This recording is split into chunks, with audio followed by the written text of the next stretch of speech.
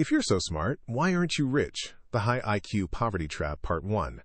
Why smart does not equal rich. Part 2. The 3 traps smart people fall into. Part 3. What you're really missing, a system outro and call to action. You're so smart. Why aren't you rich? Top of your class, average paycheck. Your classmates are buying houses. You're calculating rent. Jack, glasses, awards on the wall, great grades, and a bank app showing almost no money. If you've ever heard this sentence, you're so smart, why aren't you rich? This video might sting a little, because statistically, a lot of high IQ, highly educated people are quietly struggling with money. Part 1, why hasn't your intelligence turned into money? Left. Smart person A, high IQ, degrees, trophies, medium income bar. Right. Average person B, normal resume, fewer credentials but a higher income bar. Jack is drawing a complex mind map about business ideas. Next to him, a classmate is running a simple side hustle. Notifications. Payment received. Keep pinging on the classmate's phone. We were sold a simple equation growing up. Smart right pointing arrow good grades, right pointing arrow good job, right pointing arrow good money. But real life often looks more like this. Smart right pointing arrow, overthinking right pointing arrow, under doing right pointing arrow, not much money. The issue isn't that you're not smart enough. It's that being smart on its own doesn't automatically convert into cash. There are a few missing pieces in the middle.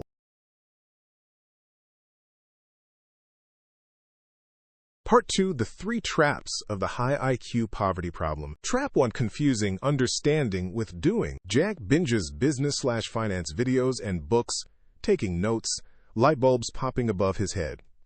He feels proud. Cut to your bank balance. Flatline. Contrast with Lucas. Doesn't look that brainy. Slowly building a simple side hustle. Income line is trending up. Trap number 1. Smart people understand things too quickly. You see a business model or a money strategy, and you can break it down in minutes, poke holes in it, and see all the risks. Your brain rewards you with a hit of, I get it, I'm ahead. The problem is, banks don't pay you for what you understand. They only pay you for what you actually do. Understanding gives you intellectual dopamine. Action is what creates cash flow. Trap 2, seeing money as a low-level goal. At a reunion, one friend says, honestly, I just want to make money. Jack rolls his eyes internally. A thought bubble appears. So shallow. While looking at his daily life, he's working late, stressed about rent. Trap number 2. Deep down, a lot of smart people look down on doing it for the money. You care more about meaning, creativity, ideas, ideals, so you instinctively move away from anything that feels too practical or greedy. Until one day you realize the higher values you care about are all being squeezed by something very basic: rent, bills, and debt. Trap 3, playing a single-player game in a multiplayer world. Game metaphor. Jack is in a small room grinding skills alone. Reading, coding, drawing, thinking. Outside is a big map labeled system, networks, distribution, timing, business models. His skill points are maxed in knowledge and analysis. Every other tree is at 0. Trap number 3. Smart people are great at single-player games. If I level myself up enough, everything will work out. But the real world is more like a multiplayer game. Rules, timing, relationships, distribution, incentives. These decide whether your high-stat character card is actually played on the right map. You can be insanely skilled in the wrong game and still lose to average players who picked the right system. Part 3. What you're missing is not IQ, it's a system. Return to the broken conveyor belt and start filling it in.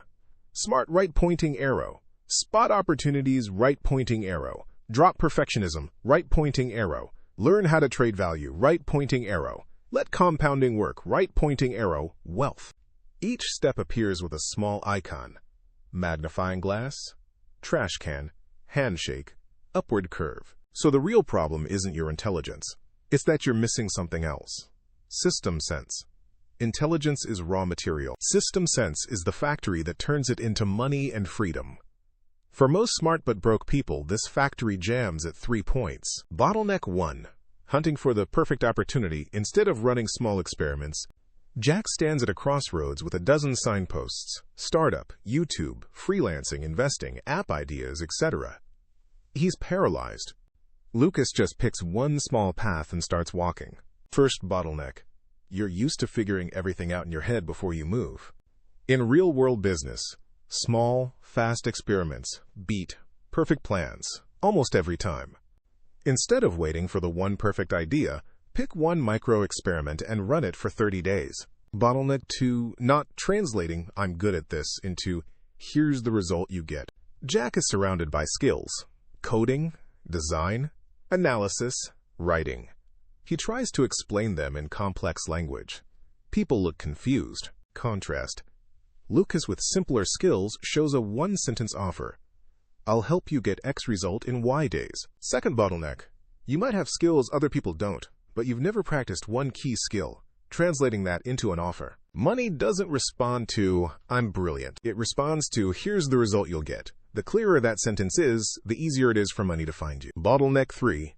Hating slow money and boring repetition. Two curves. Fast money. Steep early spike, then drops to zero. Slow money. Flat at first, then curves up exponentially. Jack keeps jumping to the fast money curve and getting stuck. Third bottleneck. Your brain craves stimulation and novelty, but wealth prefers slow, repetitive, and boring. The more you avoid annoying, slow, repetitive work, the more you avoid the very things that compound over time. Part 4. From smart but broke to using your brain to build a money track. Visuals title card, High-IQ Money Playbook. 3 clean steps appear as icons. Step 1. Close some tabs in your brain. Pick one arena where you already have an edge, and where people clearly pay for results: consulting, design, code, research, teaching, whatever. Now design a 30-day money experiment. 3 paid calls, 1 tiny paid product, or solving 1 painful problem for a real person. It doesn't have to be impressive, it just has to be real. Step 2, turn "I know a lot" into "I sell 1 outcome." Step 2, stop showing people your complicated thinking. Start showing them a simple outcome. Answer this in 1 sentence. If someone works with me, what changes in their life?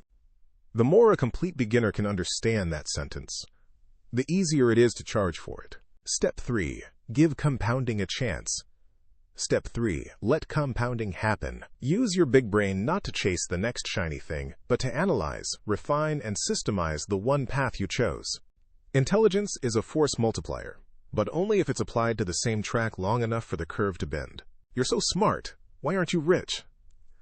This time, our character clicks mute on it and types a new line under it. Being smart isn't about impressing people, it's about buying back a bit of freedom. If you made it this far, it means you're at least willing to ask, what exactly is broken in my relationship with money? You don't have to become a different person. You just need to plug your intelligence into a system that actually touches the real world. If you want to see this playbook turn into step-by-step experiments, hit subscribe, and we'll build that track, 1 episode at a time.